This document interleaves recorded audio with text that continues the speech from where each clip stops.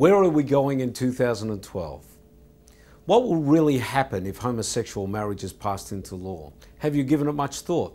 Let me ask you a few very important questions. Firstly, if the Australian Labor Party, who are now the primary homosexual marriage party in Australia, get their way by pushing this mockery of true marriage through Parliament this year, are you aware of how it will affect your children and your grandchildren? Are you aware of the absolutely appalling impact homosexual marriage is having on children in other nations overseas where it's been passed? And thirdly, are you aware that if the fundamental building block of matrimony is changed in Australia, a whole raft of other laws will change? Laws pertaining to education, parental rights and freedom of speech. It is clear that the Australian Labor Party, which was actually founded on Christian principles, have totally turned their back on their heritage and are now hell-bent on a Marxist future for Australia, without any regard for God, for his laws, or for the security those laws have provided for family and children. Make no mistake, homosexual marriage is about the children. What they're taught, how they're affected, how they're protected, and with whom they are connected.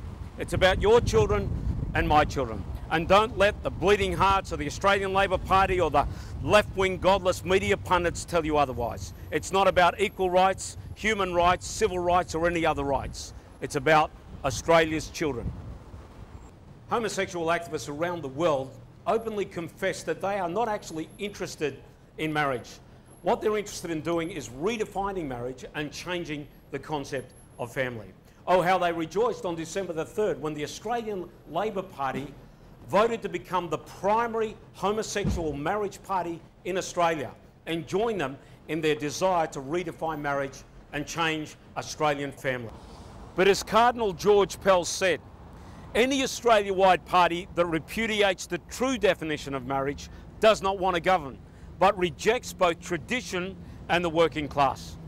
Cardinal Pell is absolutely right.